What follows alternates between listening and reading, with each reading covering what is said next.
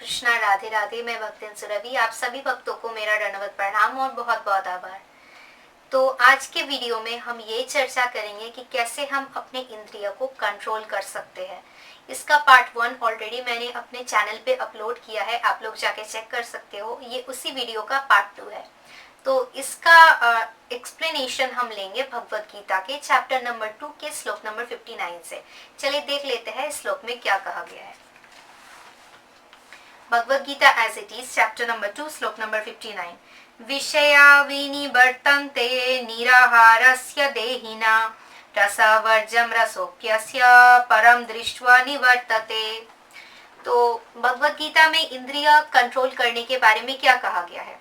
तो फर्स्टली जो मैं कहना चाहूंगी वो है कि इंद्रिय को अगर हम चाहेंगे पूरी तरीके से कंप्लीटली कंट्रोल करने का तो वो असंभव है।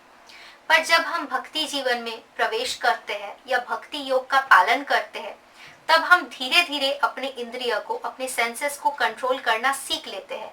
एक ही बार में अगर हम चाहेंगे अपने इंद्रिय को कंट्रोल करना तो बहुत डिफिकल्ट होगा।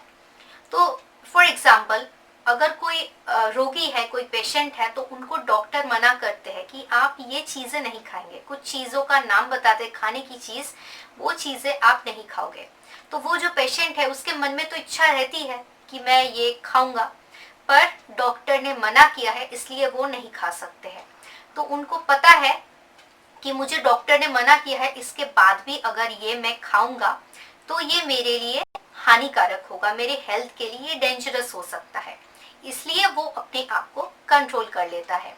ठीक उसी तरह जब हम भक्ति जीवन में आते हैं, कृष्ण भवनामृत जीवन का पालन करते हैं, तब हम ये सारी चीजें सीखते हैं कि अपने इंद्रिय को कंट्रोल करना है, नहीं तो ये हमारे लिए हानिकारक हो सकता है, हमारे लिए डेंजरस हो सकता है। क्योंकि भक्ति जीवन में आके हम पहले ही क्या सीखते हैं, हम कौन है, हम भगवान श्री कृष्ण के नित्य दास है। और नित्य दास है तो हमारा क्या रिस्पॉन्सिबिलिटी है, हमारा रिस्पॉन्सिबिलिटी है भगवान का सेवा करना, क्योंकि हम उनके नित्य दास है। तो अगर हम भगवान का सेवा करेंगे तो हमारा ये फर्स्ट एम होगा कि हम भगवान श्री कृष्ण के संतुष्टि विधान के लिए, उनके सेटिस्फैक्शन के लिए सारे कार्य करेंगे, ना कि हमारे खुद के सेटिस्फैक्शन के लिए, ना कि हमारे खुद के संतुष्टि के लिए। तो जब हम ऐसा सोचते हैं तो हम अपने इंद्रियों के लिए कुछ काम नहीं करते हैं, हम अपने इंद्रिय को भगवान के सेवा में इस्तेमाल करते हैं, यूज करते हैं। पर भक्ति जीवन में आने के बाद ही, स्टार्टिंग में ही हम ये सारी चीजें कंप्लीटली नहीं कर सकते हैं, पर धीरे धीरे विद प्रैक्टिस हमारा हो जाता है। जब हम पहली बार जलेबी खाते हैं तो लगता है अरे वाह, ये दुनिया का एकदम बेस्ट है, इससे अच्छा कुछ हो ही नहीं सकता है। उसके बाद जाके अगर हम रसमलाई खाते हैं तो लगता है नहीं, ये बेस्ट है। ठीक उसी तरह भक्ति जीवन में जब प्रवेश करते हैं, नया नया जब पहली बार प्रवेश करते हैं, अपने इंद्रियों को थोड़ा थोड़ा कंट्रोल करते हैं तो लगता है कि नहीं, हमने बहुत कुछ कर लिया है। बट आगे आगे प्रैक्टिस के साथ जब हम और भी अच्छे से अपने इंद्रियों को कंट्रोल करते हैं और भगवान की सेवा में लगाते हैं, तब हम इसका हायर टेस्ट पाते हैं। तो ठीक उसी तरह भक्ति जीवन में आने के बाद हम क्या करते, चातुर्मास्य करते हैं, व्रत करते, एकादशी करते हैं।